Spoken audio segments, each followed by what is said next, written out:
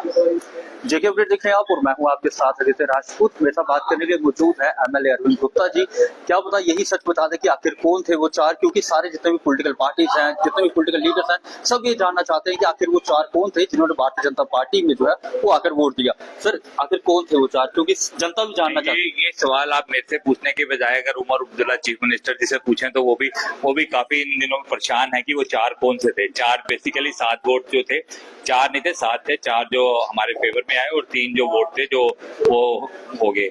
क्या बोलते हैं। तो इसलिए आप बेटर है कि वो पिछले कल से वो अपनी जीत की खुशी में कम है और वो ये जानने की ज्यादा कोशिश कर रहे हैं कि वो, क्योंकि उन्होंने एक कश्मीर सेंट्रिक जो पॉलिटिक्स करती थी, जम्मू को अलग और श्रीनगर को अलग, उन्होंने एक ऐसा मैसेज क्रिएट किया था कि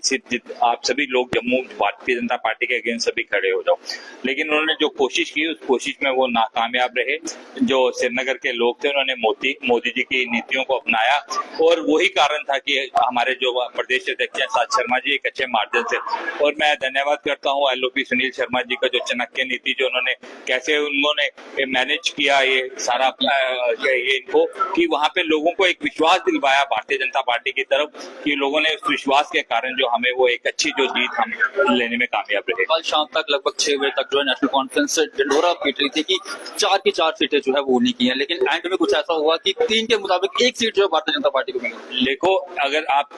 पूरा एनालिसिस निकालते तो 1 सीट हम भारतीय जनता पार्टी कंफर्टेबली जीत सकती थी, जो चौथी सीट थी। उन्होंने एक ऐसा षड्यंत्र रचने की कोशिश की एनसी ने, जो उन्होंने सिर्फ सभी पार्टीज को आह्वान किया कि हम सभी कश्मीरी इकट्ठे हो जाएं, और उन्होंने जम्मू को अलग कर दिया। जबकि जम्मू अगर एनसी आज गवर्नमेंट फॉर्म की है, अगर जब इलेक्शन के टाइम भारतीय जनता पार्टी एक ऐसी पार्टी थी जिसको सबसे 1 लाख से ज्यादा जो वोट है नेशनल कॉन्फ्रेंस से ज्यादा पड़ी, लेकिन 3 नंबर सीट जिनका था उन्होंने गवर्नमेंट फॉर्म करने का। लेकिन उनके भी कुछ विधायक जो है नेशनलिस्ट हैं, वो भी उनको भी पता है कि जम्मू कश्मीर का विकास जो है नरेंद्र भाई मोदी जी के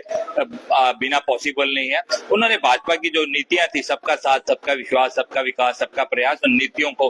हमारे देश के नेतृत्व नरेंद्र भाई मोदी जी को आगे रख के उन्होंने हमें पार्टी को सपोर्ट किया है। मैं उन सभी विधायकों को साधुवाद देता हूं जिन्होंने नरेंद्र भाई मोदी जी की नीतियों को अपनाया है और भारतीय जनता पार्टी का जो दुनिया की सबसे बड़ी पार्टी है उसका साथ दिया है, और एक अच्छी विजय हम जीत लेके आए हैं। और एक असमंजस की स्थिति कश्मीर के अंदर नहीं, पूरे देश भर में 3 सीटों की जीतने की चर्चा नहीं है। भारतीय जनता पार्टी के 28 से 32 विधायक होने, कौन से श्रीनगर के अंदर कौन से ऐसे 4 विधायक थे जिन्होंने भारतीय जनता पार्टी को सपोर्ट दिया। हम भी देख रहे हैं कि वो कौन थे, लेकिन एनसी वाले भी, उनमें भी असमंजस की स्थिति बनी हुई है कि वो कौन से 4 लोग थे। उमर अब्दुल्ला लगातार बयानबाजी कर रहे हैं, क्या उमर अब्दुल्ला जी को पता है कि कौन थे वो 4? ये तो उनका काम है ना देखना कि किसने किया है। उन्होंने तो अपनी तरफ से कुछ, लेकिन हम चारों को साधुवाद देते हैं जिन्होंने हमारी नीतियों को और नरेंद्र भाई मोदी जी की नीतियों को हमारे पे विश्वास जताया, और हमारे जो अध्यक्ष आशा शर्मा जी, उनको एक भारी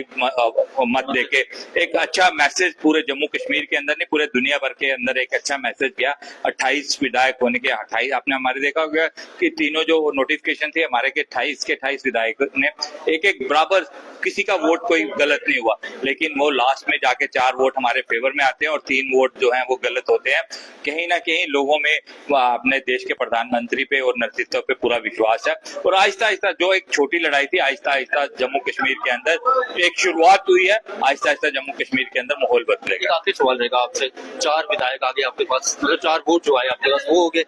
अब ये राज्यसभा की सीट मिली, कितनी और पावरफुल होगी भारतीय जनता पार्टी? भारतीय जनता पार्टी आपने जम्मू कश्मीर में, हम नहीं बोलते कि हमारे पास 4 वोट आ गए, हम उनको साधुवाद देते हैं जिन 4 लोगों ने हमें सपोर्ट किया और जो नरेंद्र भाई मोदी जी की जो सोच थी उसका हमें साथ दिया। भारतीय जनता पार्टी आपने कश्मीर के अंदर देखा होगा, आज इतने लोग यहाँ पे नहीं थे जब रात को, जब हम आशा शर्मा जी जो हमारे प्रदेश अध्यक्ष हैं और राज्यसभा में चुन के आए, उस टाइम हजारों की संख्या में जो लोग थे ठंड में वहां पे इंतजार कर रहे थे, और लोगों ने जितना बड़ा स्वागत श्रीनगर के अंदर की देखा, मैंने कभी भी अपने लाइफ में भारतीय जनता पार्टी के इतने झंडे उठाए हुए और लोगों को नहीं नारे लगाते हुए नहीं देखा, और भारत माता की जय करते हुए कभी नहीं देखा। अभी भी कहीं ना कहीं अब नेशनल कॉन्फ्रेंस जो है वो दावा कर रही है कि नेशनल कॉन्फ्रेंस की सीट है। कौन सी नगरोटा कॉन्स्टिट्यूएंसी जो है वो आपने देखा होगा कि जो जोगिंदर राणा जी 30,000 वोटों से जीत के आए थे, वो उनकी बिटिया दिव्यानी राणा उससे भी ज्यादा मार्जिन से वो सीट जीत के आएगी। अब 15 तारीख को आपके जो 28 विधायक थे, 29 विधायक थे, एक जो हमारे स्पीच में देवेंद्र राणा जी नहीं रहे थे, बदकिस्मती हमारी रही, वो भी कमी हमारी जो है पूरी होने को 15 तारीख को जा रही है, और दिव्यानी राणा ना उससे ज्यादा वोटों में, क्योंकि उसने वो अपने पिता की वो पूरी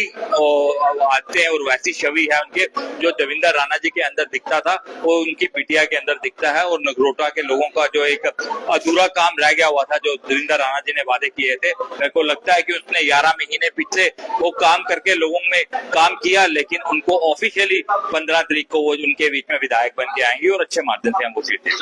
बात तो ये थे हमारे साथ एमएलए अरविंद गुप्ता जिनका साफ तौर पर ये कहना है कि चाहे नगरोटा की सीट हो या फिर राज्यसभा की सीट हो, हमेशा से भारतीय जनता पार्टी का गढ़ जो है वो नगरोटा रहा है। लेकिन अब देखना ये होगा कि नगरोटा और गुड़गांव में कौन सी पार्टी जो है वो जीती। आप लोग इस वीडियो को शेयर भी कीजिएगा, अपनी राय कमेंट सेक्शन में जरूर रखिएगा। तब तक के लिए आप